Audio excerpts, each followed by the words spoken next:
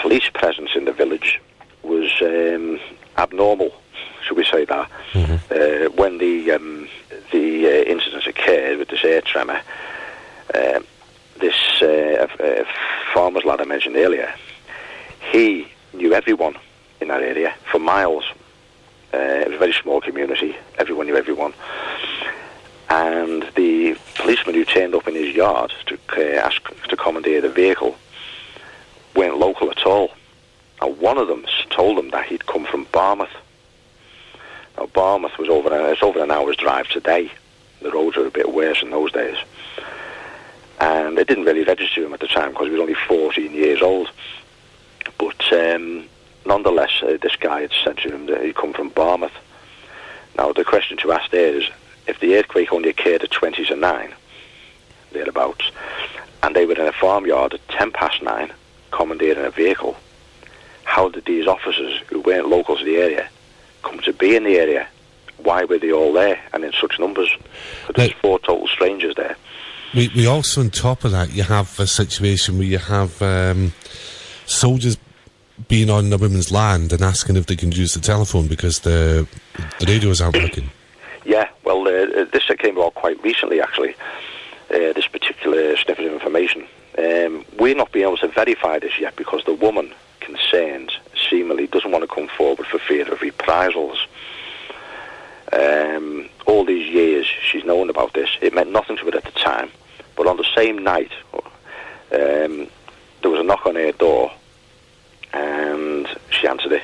It was about 9:30 apparently, and there was a soldier at the door. There was some other soldiers in a yard, and she just asked could they use the telephone because their radios had all gone down.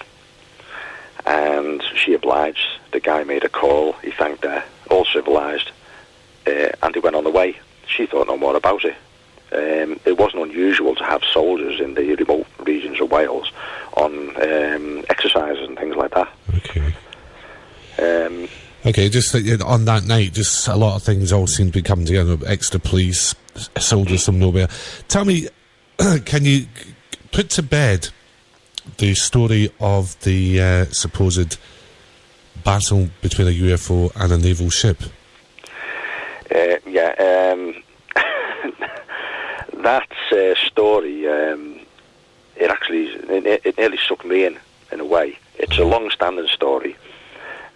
I know the guy who's investigated it and followed that line. It was a guy from Yorkshire, a very keen lad. It's not for me to say his stuff rubbish, but I actually believe that the documentation surrounding that particular story was a deliberate act of disinformation, and he would just happen to be the unfortunate guy who received it and spent a lot of time, effort and money, his own time, effort and money, investigating it. But in fact, I believe he was actually on a wild goose chase. That story basically is, there was always chat about a UFO crash on the Berwyns. I don't believe a crash took place at all. I believe the UFO came along. In fact, we've got a witness to this now. But the UFO came along for whatever reason. It landed on the side of the mountains in a controlled manner, and it left, presumably in its own time, after doing whatever it was doing.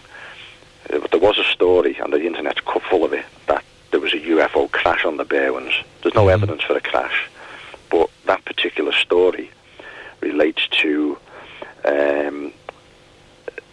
military ships out in the started off as in the Irish Sea, and they were on some sort of exercise, and they'd been being buzzed by 2, as I understand it, UFOs that was actually submerged. They were just poking about, and under some circumstances these 2 UFOs were forced out of the water, and one basically left the scene.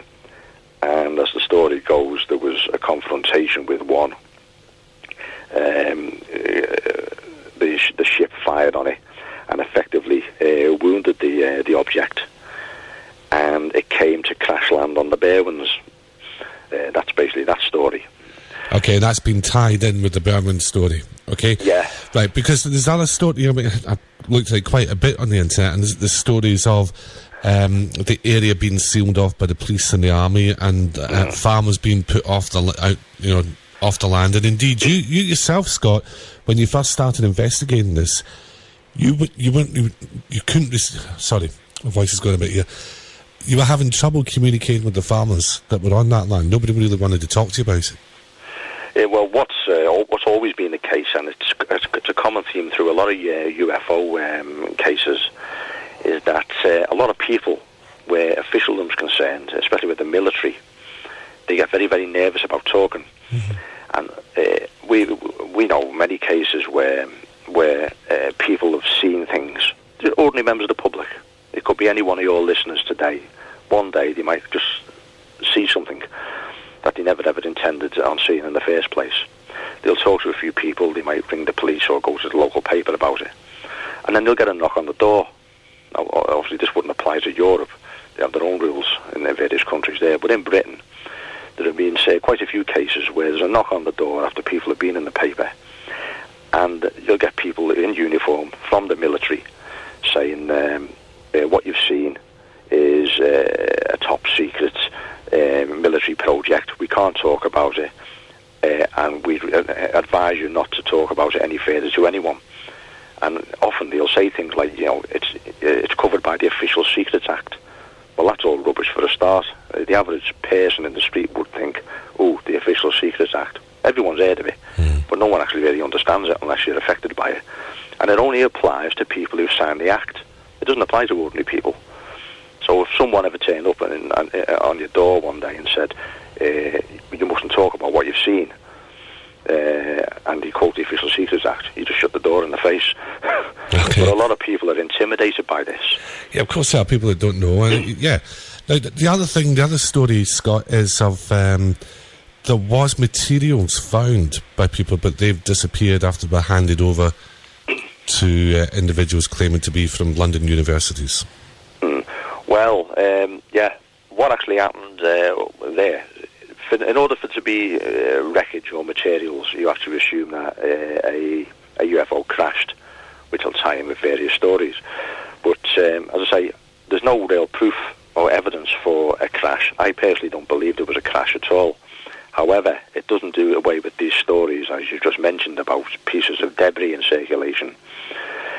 And in the actual case of the Berwyn event, where this young farmer was concerned, a guy called Hugh Lloyd, as a teenager, he took these police up onto the mountain.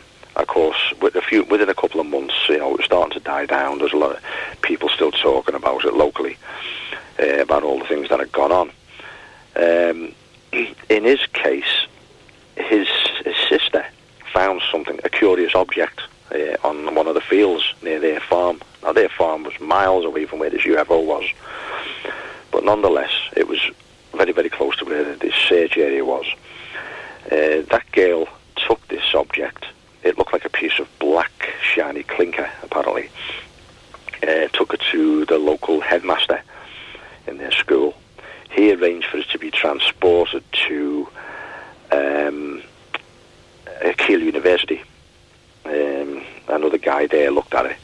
The guy held on to this thing for quite a long time, and they had to pressure him to get it back. But when it came back, it basically had a note with it saying it was of no significance, nothing important.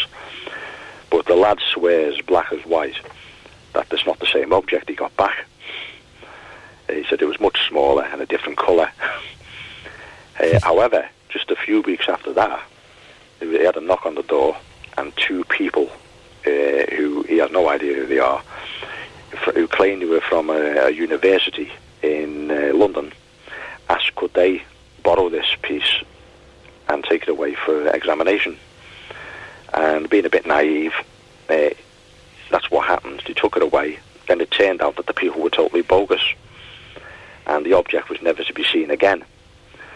But what's interesting about that is that he believes the object was exchanged for a dud anyway by the university people in Keele. So they've now got a dud. Yeah, they've got a dud. But it also interestingly shows that there was two, if it's true, there were two separate organisations operating independently of each